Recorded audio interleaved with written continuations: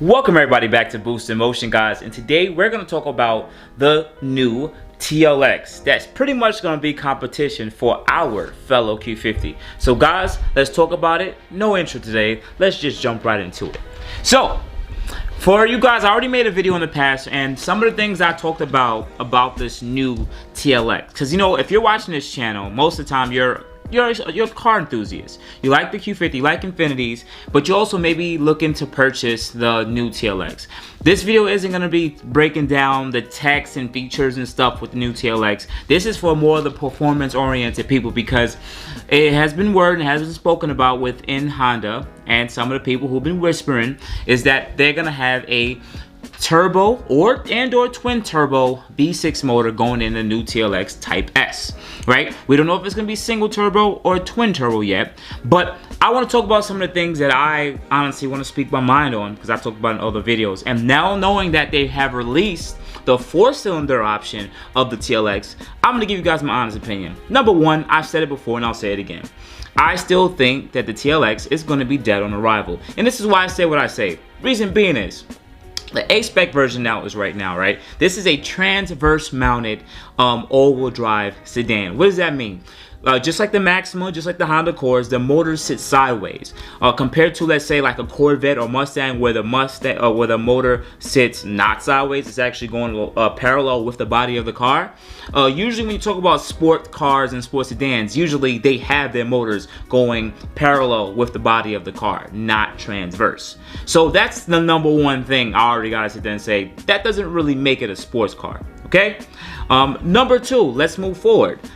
They also added a new 10-speed all-wheel drive, 10-speed transmission. Now, shout out to Straight Pipes, a few other YouTubers. I've been watching plenty of these videos. Everybody's complaining about the transmission already. Now, I know these guys are critics, but whenever I hear critics and regular people complain about a transmission, that usually means the transmission is corny. Yes, sometimes you gotta get used to it, but most people have been complaining about this transmission. Look at reviews when you look at the 10-speed transmission for the Mustang. Everyone said this is a quick shifting 10-speed transmission. Look at the people who drive an 8-speed. No one complains about these transmissions, but when you complain about it, there it goes. And plus, knowing that this is going to be transverse mounted doesn't mean that this transmission is going to be big in size and can handle a lot of torque, unless they put a lot of clutch packs and everything, so make sure this motor can handle a lot of torque. But anyways, let's continue to move forward. So, also, you guys gotta understand, this TLX, even though some people are gonna comment below and says, you know, this is a whole new chassis, what they're saying, no, they took the same current gen TLX, and this is pretty much just a refresh. I don't care what you guys say. This is still, to me, honestly, a refresh, because these two models literally almost look the same. They did make a few different changes, but these models literally look almost the same. They just made it a little nicer. And yes, there is a little bit of how the car might have got a little bit longer, and they designed it to look more like a rear-wheel drive car. This car is still a transverse mounted all-wheel drive like the RDX. All right, now knowing they can have this 4-cylinder motor, right, and this transmission, this drivetrain, everyone's complaining about it, and we know the tuning levels of the Type R Civic, a Civic Type R already. It's pretty much the same motor in it's a Type R Civic. But there's another thing I've been looking at, right? Value per dollar, right? Like, I understand this car has better tech and better features than its 2021 version of the Q50, right? Of course, the Q50 is outdated. 2014, 2021. This Type S came out, I think, 2016, 2017. So it's not as old. I think 2017-ish. It's not as old, but this is just their mid-refresh. But at the end of the day, this car is getting, number one, crappy fuel economy. This is for the guys who actually care about this. How is a 4-cylinder getting 21 miles per gallon? Highway, not city. 22, 21 on highway, not city. That is very terrible. Two, the 10-speed is supposed to help with that, and it's failing. Come on. Outside of it, yes, I love the blue that comes in this this TLX A-Spec version. I love the body kit. I love that they have the better looking style of this car. But this is a rant video, guys. I don't think it's anything to really sit there and say, you know what, I'm gonna go get this TLX A-Spec because, you know, it's gonna be a performer. Yes, you can tune it. and it's probably gonna be pretty quick and you're gonna enjoy it. Yes, at the end of the day, but I don't think it's anything that we have to worry about when it comes to making 500, 600, and 700 wheel horsepower. At least I'm saying that on video for the 2.0 4-cylinder and the transmission. I don't know what else to say. Yes, we know it's a better car because our cars are dinosaurs.